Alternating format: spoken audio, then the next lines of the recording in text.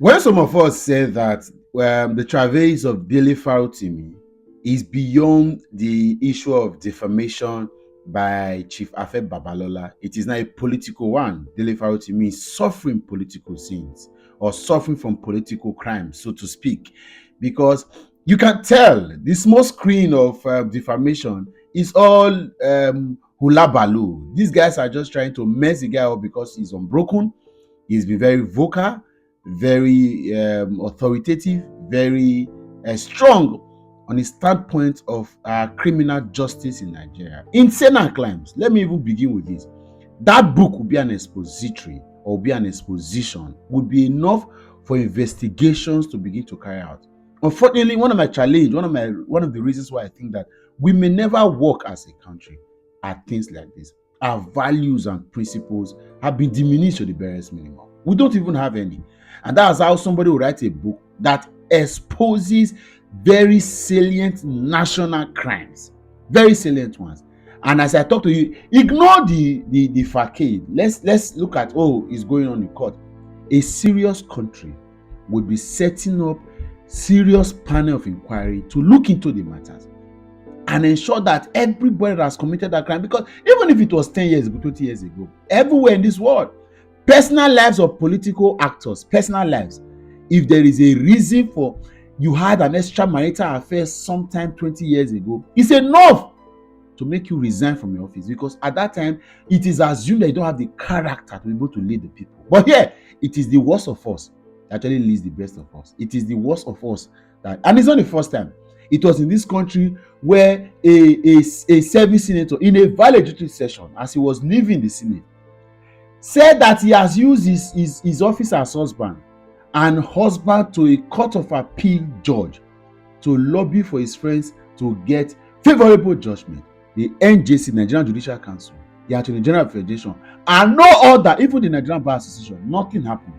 The man is working scot-free. His wife is working scot-free.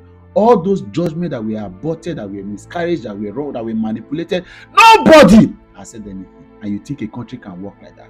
So Dele Farotimi is suffering. Because how do I know?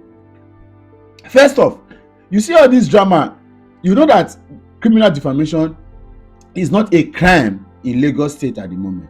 So they had to use Ekiti State as a way. That's why they insisted that it must be brought to Ekiti State.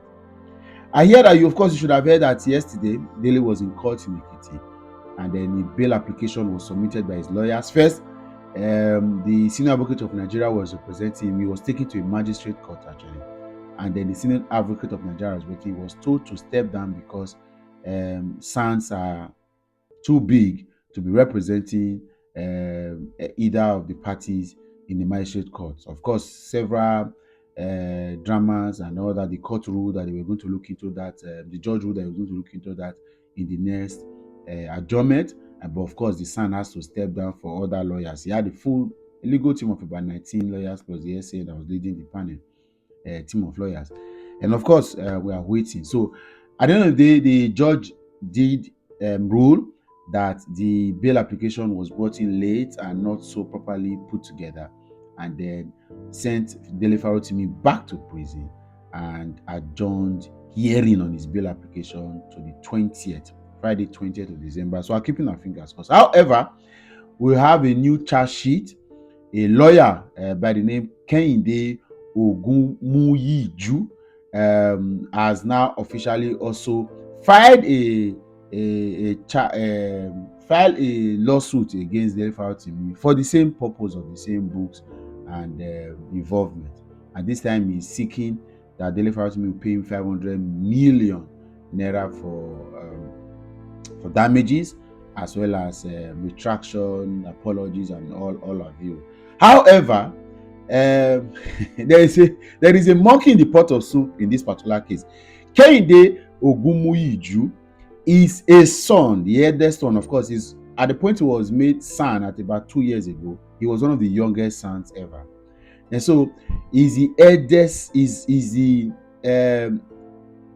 eldest son of a Supreme Court judge. Guess what?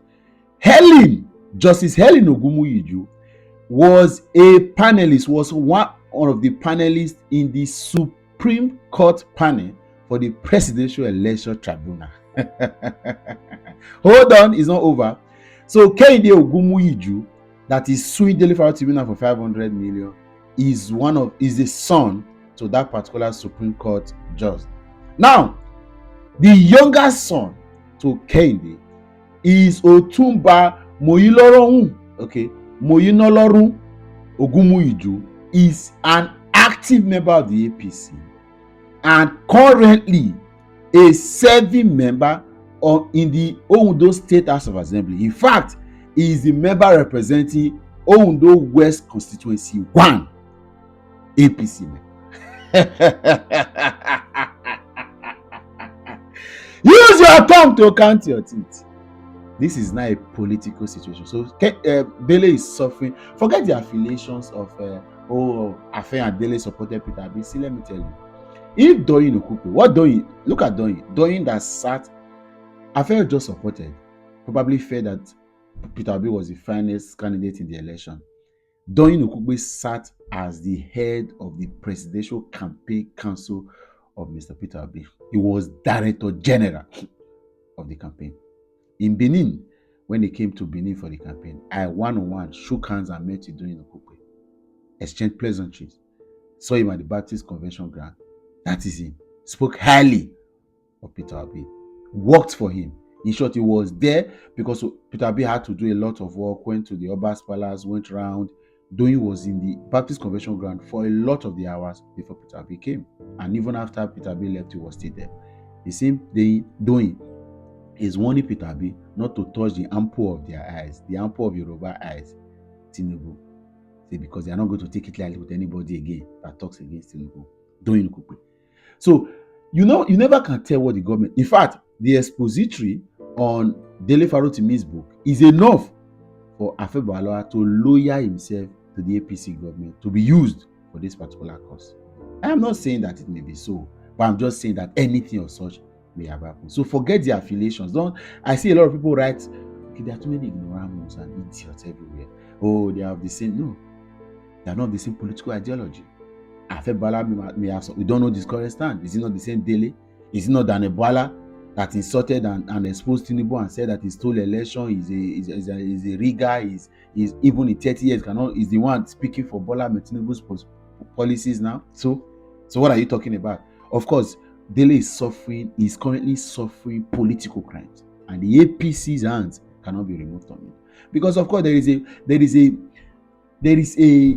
move. This is a photo that I saw on the net. It is Ronus Tinubu supporters that has listed out Yoruba people that are supporting Peter Obi that they want to deal with one after the other. I saw it online. They said they are going to deal with them one after the other. You are seeing them now. You are seeing. I go and check. All of these guys, for example, all of them were vocal supporters of Mr. Peter Obi. Olusegun Obasanjo, Adebanjo, Aneferefe, of course, Dele Farotimi. You see Macaroni, you see Rufai, of course. Even if a person said maybe he has supported Peter Obi, but he's been against Tinubu fully. Iyabo Ojo, you are seeing Bode George, of course. Bode George was in PDP and doesn't like Tinubu. Faz, this guy. So they have listed them as enemies of Yoruba land. Why?